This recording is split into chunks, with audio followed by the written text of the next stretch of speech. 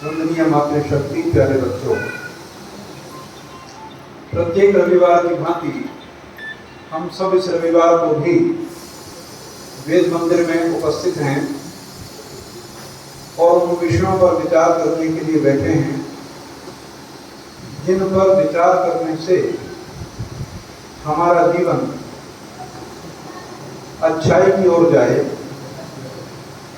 और हमारा जन्म लेना सार्थक हो।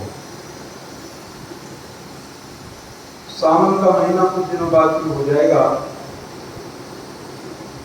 और सावन का पूरा महीना बड़ा पुण्यशाली माना जाता है। आज हम इन सब विषयों पर चर्चा करेंगे कि सावन का महीना महत्वपूर्ण क्यों है। श्रावण की कथाएं, श्रावण के यज्ञ, ये हर एक संप्रदाय में होते हैं। जैनियों में भी चातुर्मास लगेगा, शुरू हो जाएगा, चतुर्मास की कथाएं होंगी।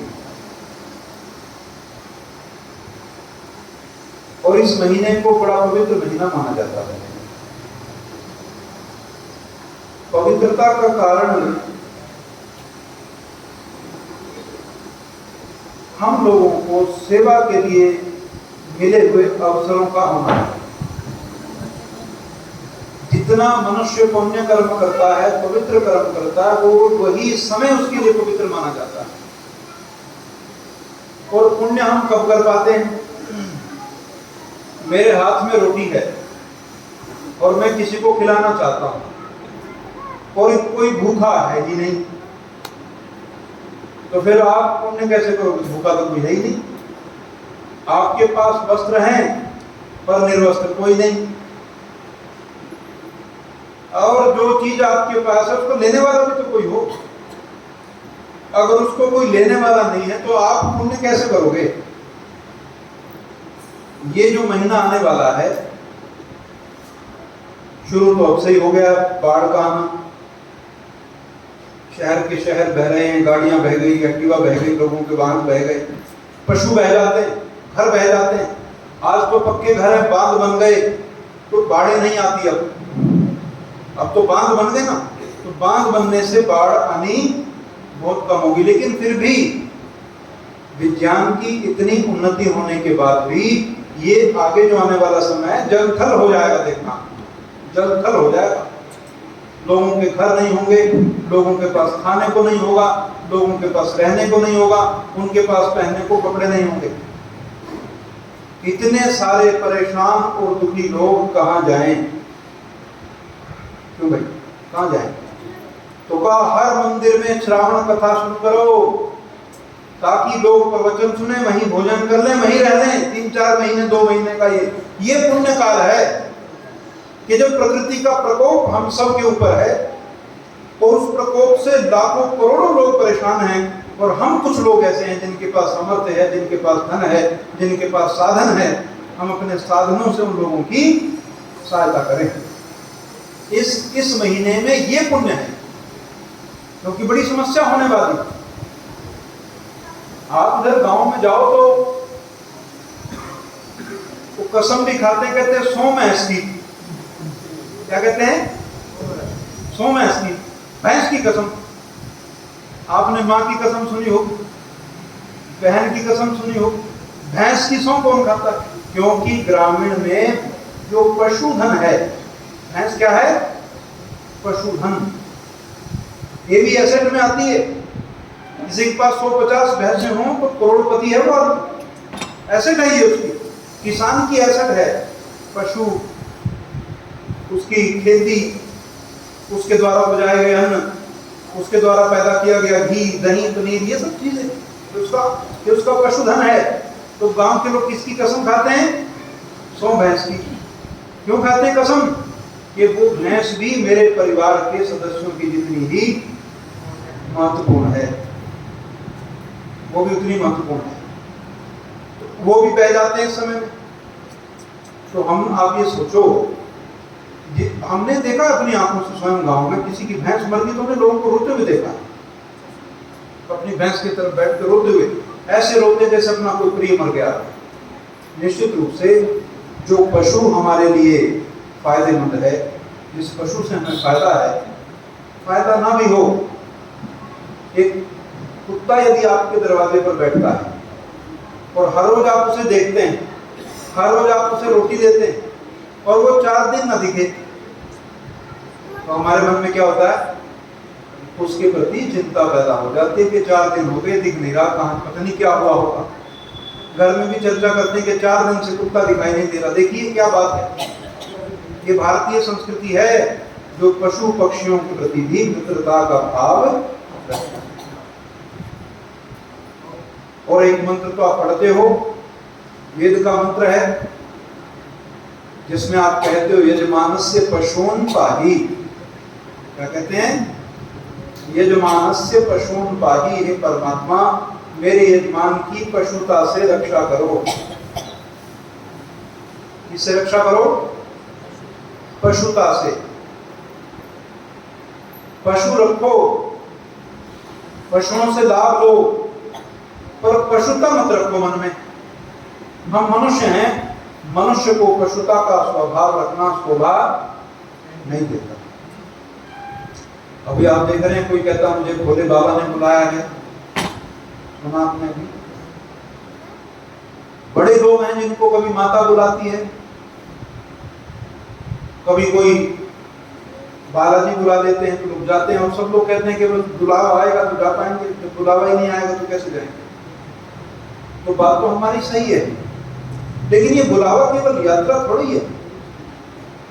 उसका बुलावा तो तब भी आता है जब हम पाप में प्रवृत्त होते हैं, जब हम पाप में प्रवृत्त होते हैं, जब हम पाप में लगते हैं, तब मां नहीं बुलाती अंदर से, तब भोलेनाथ नहीं कहते कि भगत है मत कर, तब बालाजी या कोई देवी कोई देवता नहीं चेताता हमको कि ये ना कर। जहां बुलावा सुनना चाहिए वहां बुलावा कोई सुनता नहीं। हमारे यहाँ बुलावे का मतलब है 500 किलोमीटर की यात्रा, बस। माता ने बुलाया तो कहां जाओगे? वैष्णो देवी। कान्हा ने बुलाया तो मथुरा वृंदावन। बालाजी ने बुलाया तो सालासर चले जाओ या कहीं और। साईं ने बुलाया तो वहां चले जाओ, कहाँ? शिरडी।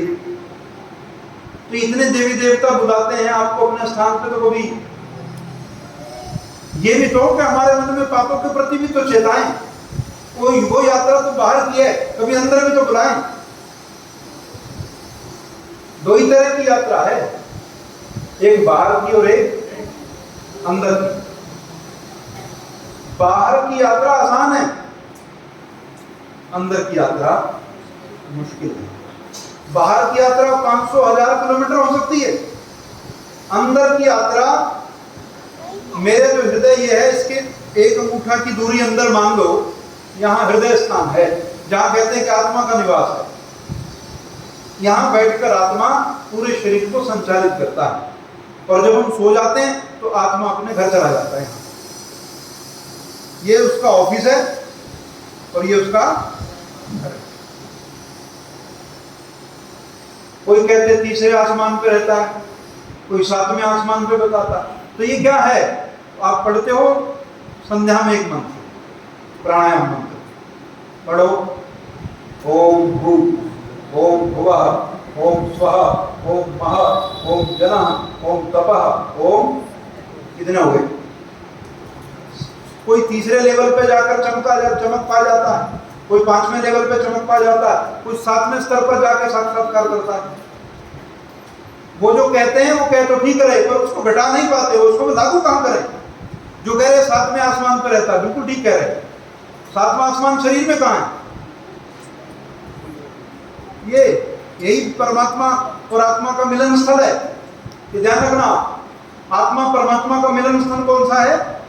ये जो आपका सहस्रदल कमल है, जहाँ ईड़ा पीड़ा और पिंगला, ईड़ा पिंगला नाड़ियां जो हैं सुषुम्ना वो सब मिलती हैं, और वहाँ वो सहस्रदल कमल है, वहाँ आत्मा का निवास, वहीं आत्मा परमात्मा से मिलता है।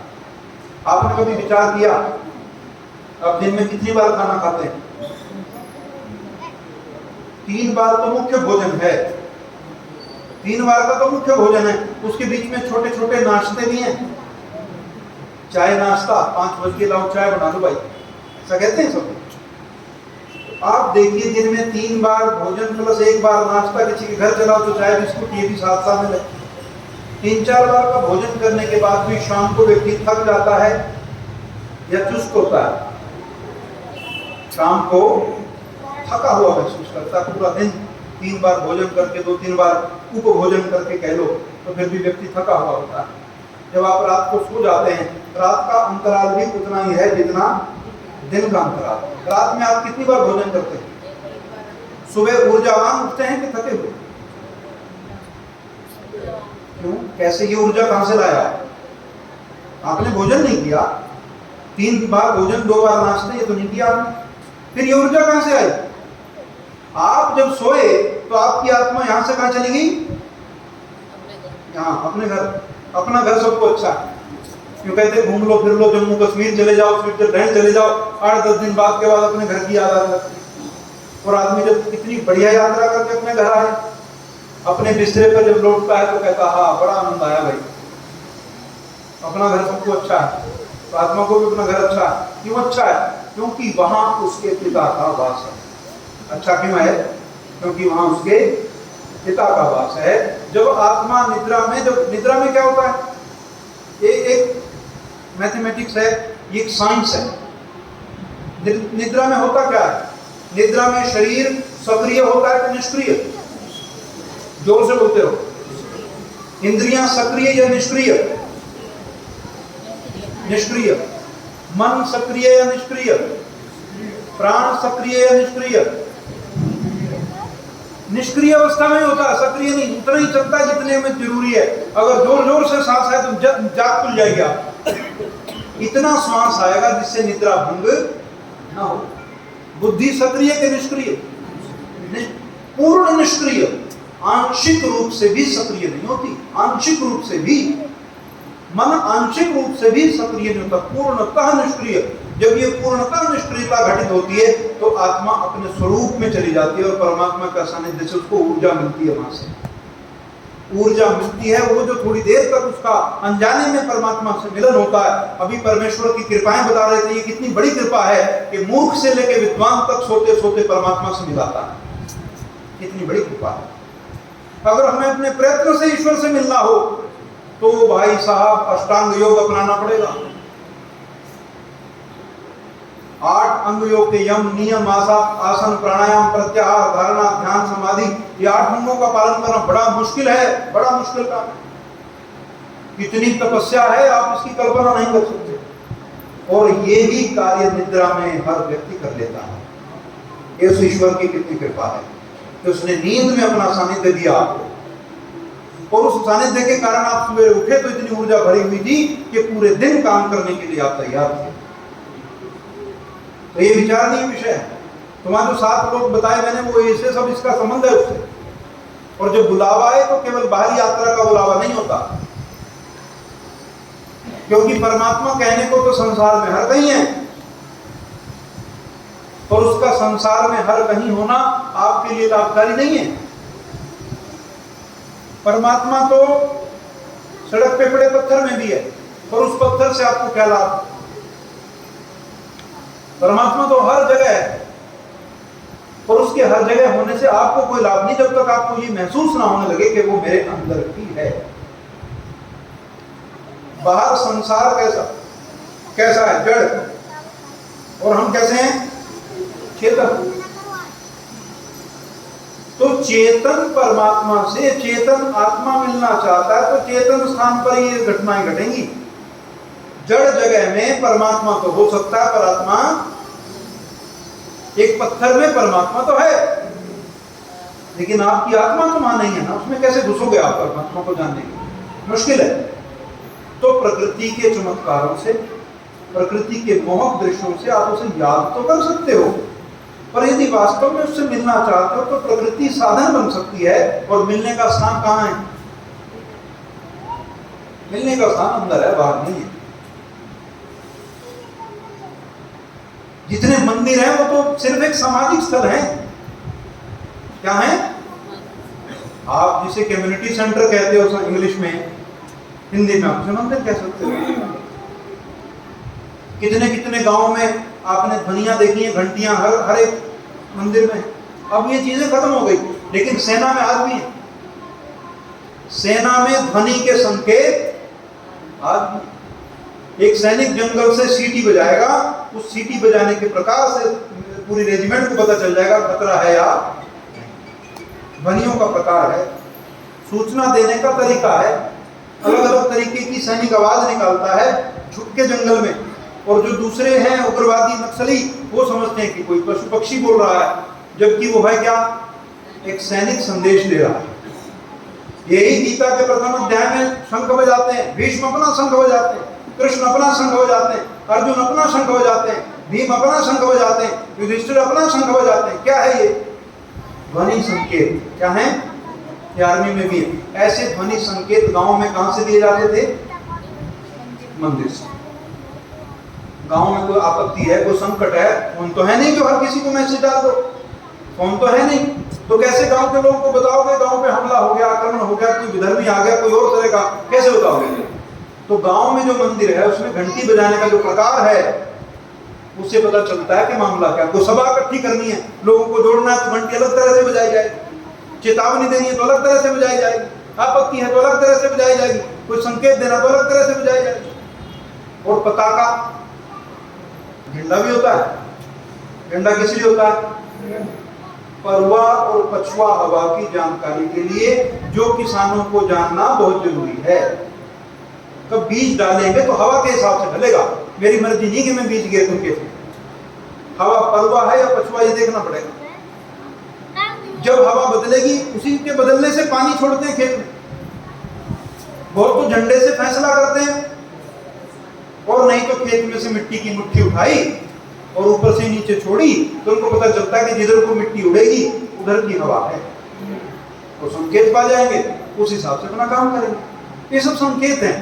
कालांतर में चीजें बदली, दूर संचार के साधन बदले, तो ये मंदिरों के उपयोग उस तरह से खत्म हो गए। अब मंदिर का उपयोग नहीं है, तो वो जगह थी तो क्या करें, किसी ने को फोटो रख दी, किसी ने, कालांतर में इधर धीरे धीरे शुरू हुआ। जब जैनियों ने मूर्ति पूजा शुरू की तो उसके कंपटीशन में हिंदुओं को भी ये करना पड़ा, वरना तो समाप्त हो जाएंगे। ये सब चीजें चली, पर प्रश्न वही है कि भोलेनाथ बुलाते हैं, वाकई भाई ऐसी बात नहीं है। परमात्मा तो सबके हृदय में बैठा हुआ सबको निर्देशित करता ही है, और उसके निर्देश कैसे हैं इसको समझने के लिए हमें हमारा जागरूक होना जरूरी है। अगर हम जागरूक नहीं है, क्या युधिष्ठिर जब जुआ खेलने को तैयार हो रहे थे तो क्या पांडवों के जो दूसरे भाई जो उनको कह रहे थे कि भाई ये मत करो, तुम अपनी पत्नी तक को दांव पे लगाते हो, ये अच्छी बात नहीं, वो समझा रहे थे, तो उनके रूप में कौन समझा रहा था? परमात्मा। अब युधिष्ठिर नहीं सुन रहा है। क्यों नहीं सुन रहा? क्योंकि उसके मन में अज्ञानता के कारण उसकी आंखें बंद हो चुकी, सोचने समझने की शक्ति समाप्त हो चुकी है। और सोचने समझने की शक्ति समाप्त होने पर भी कभी वो ऐसे काम में लगा। तो परमात्मा संकेत तो देता है। यदि हम अंधे हैं, हम बहरे हैं, तो हम उनके संकेतों को नहीं सुन पाते। उनके संकेत कहाँ? हमें तो हमारे पिताजी की सलाह नहीं सुनती। हम कहीं हमारी आसक्ति हो, सारा कुनबा कहेंगे अच्छी बात नहीं, कौन सुनता कुनबे की? अपनी आसक्ति पे मरेगा आदमी जाके, और जब चोट खाएगा तो रोएगा। तो इतने लोग समझाते हैं तब तो नहीं समझता ना। तो ये समझने की बात है।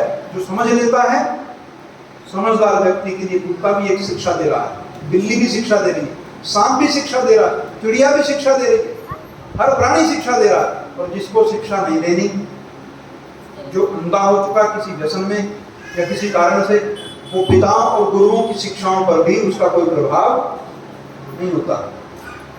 दुर्योधन को कितने तो लोगों ने समझा दिया। स्वयं भगवान कृष्ण, जिनको उस समय का सबसे शक्तिशाली, सबसे नीतिमान व्यक्ति माना जाता, वो उसे नहीं समझा पाए।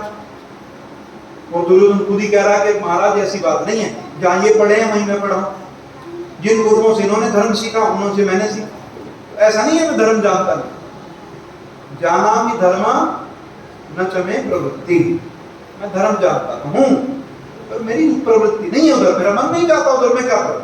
वो क्यों नहीं जाता था? क्यों नहीं जाता था उधर मन? उनके पास एक ऐसा आदमी था जो हमेशा ही उसको भ्रमित करता था, हमेशा। कौन? शकुनी। तो तुम्हारे मन में भी तो शकुनी बैठा हुआ है। शकुनी कोई महाभारत का पात्र नहीं है। शकुनी वो शक्ति है, वो लालसा है जो तुम्हारी इच्छाओं को उभारती है। ऐसा तो यहाँ भी कोई व्यक्ति नहीं बैठा है, धरती पे कोई व्यक्ति नहीं है जिसके अंदर काम, क्रोध, लोभ, मोह, अहंकार आदि से रहित तो कोई आदमी धरती पे नहीं। और इनमें से कौन सा व्यसन आदमी को पकड़ ले और उस व्यसन में पकड़े हुए व्यक्ति एक दूसरा उस पर हवा देने लगे उस चीज को।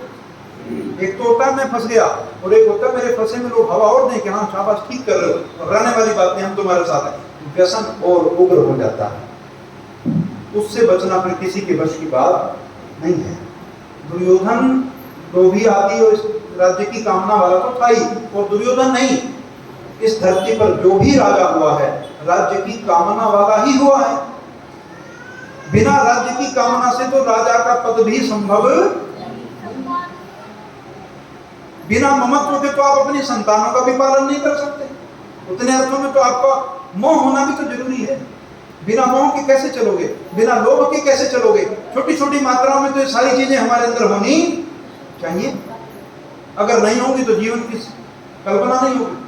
तो उसमें भी थी, लेकिन थोड़ी भड़की हुई थी। और दूसरा, उस भड़की हुई अंगारी को फूंक मारने वाला आदमी हमेशा बैठा था। तो तुम्हारे जीवन में भी ऐसे लोग हैं शकुनी, जो तुम्हारे व्यसनों में फूंक मारते हैं धीरे धीरे कि हाँ ठीक है, कोई बात नहीं, बहुत बढ़िया, कुछ गलत नहीं है, सब ठीक है, अब कुछ नहीं होता, खाओ पियो मत लगाओ, कौन देखता है, एक दिन मर जाना है, एक दिन मर जाना है, तो मर जाना है, उससे पहले क्या करो, खाओ पियो बस, मतलब खाओ पियो बस।